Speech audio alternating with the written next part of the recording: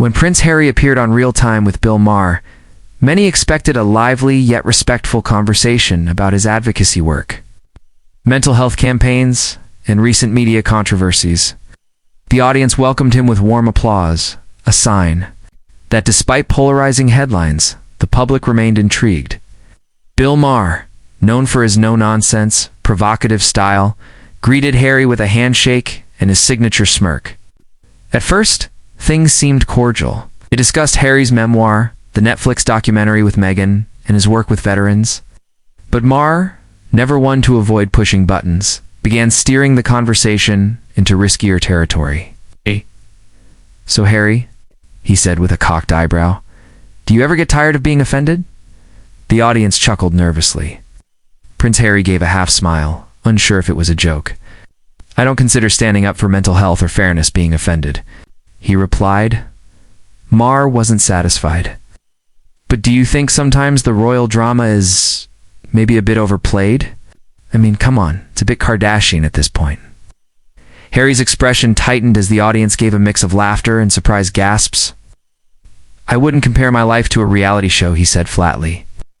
Maher leaned back smugly. "Maybe not intentionally. But you've been in more interviews than Marvel movies lately. At what point does privacy stop being the goal?" That jab clearly hit a nerve. Harry leaned forward. "Privacy doesn't mean silence, Bill.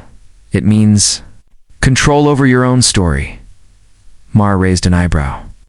"But your story seems to always come with a camera crew." The tension was growing. "Is that how you reduce speaking about trauma?" Harry asked. "Is that a punchline to you?" Maher chuckled. "I'm just saying, everyone has trauma, but not everyone gets Spotify deals to explain it." Crowd reacted with a mix of laughter and discomfort. Harry took a breath, but his patience was thinning.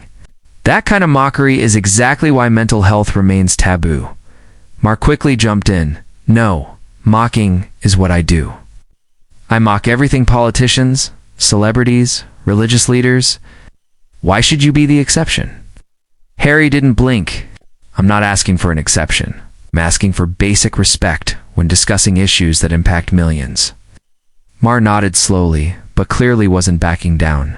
"But you come from royalty. Isn't that a bit rich telling regular? People about struggle when you grew up in a palace?" That comment drew groans and a few cheers from the audience. Harry replied, visibly frustrated. "Trauma doesn't discriminate based on square footage. Losing a mother in the public eye at 12 isn't a privilege." Maher nodded, almost conceding, "Fair enough. But people also see privilege in how you preach while flying private jets and signing multi-million-dollar deals." Harry shot back. "Those are distractions from the real conversation distractions you're helping create." The verbal sparring now felt less like an interview and more like a standoff. Maher smirked. "Hey, I'm just asking the questions people are thinking." Harry raised an eyebrow. "No, you're asking questions that stir controversy for ratings." The audience murmured louder now, sensing things were spiraling. Bill tilted his head.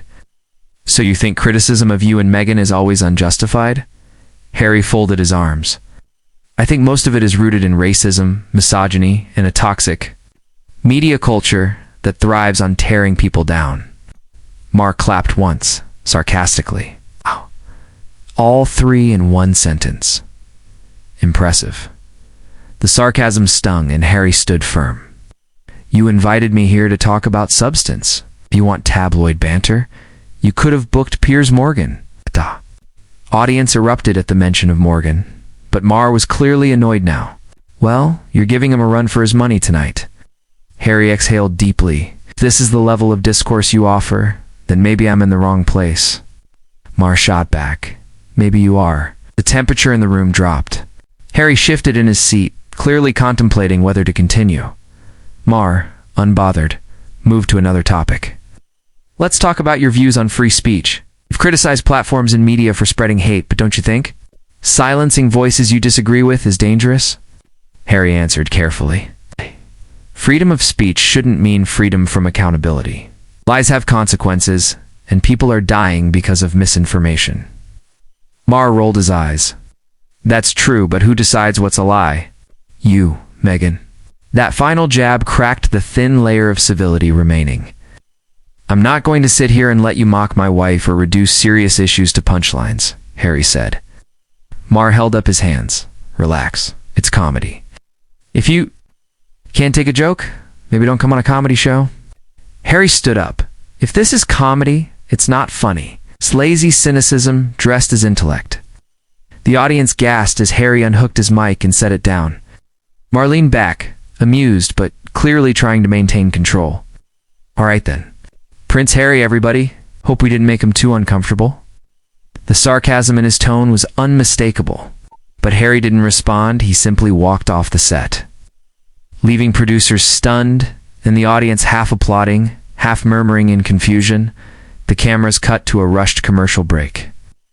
Backstage, staff scrambled to decide whether to edit the episode, but the live broadcast meant the moment had already reached millions. Within minutes, the walk-off went viral. Twitter lit up with clips of Harry's exit, sparking debates about free speech, media decorum, and whether Maher had crossed a line.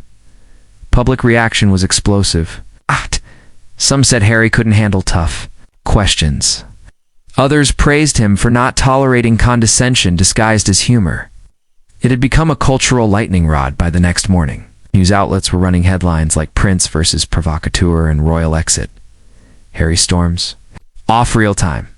Pundits debated the fallout on both sides. Supporters of Maher argued he merely did what he always does: press uncomfortable topics and use humor to challenge power.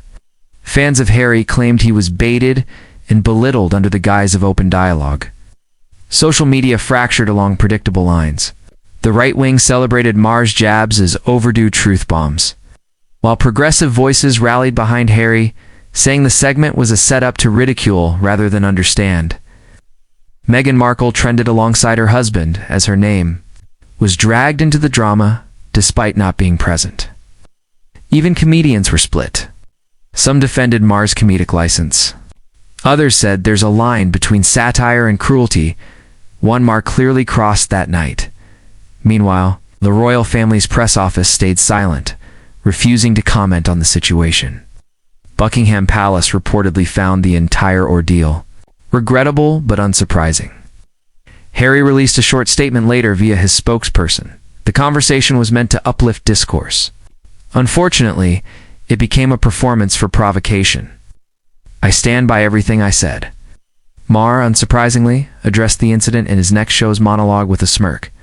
"Well, turns out Prince Harry doesn't like being questioned unless it's by Oprah." Laughter erupted from the studio, but critics accused him of doubling down on bad faith. Some sponsors of the show reportedly received complaints, while others saw a spike in engagement. The moment was dividing, galvanizing, and above all, sticky. No one could stop talking about it.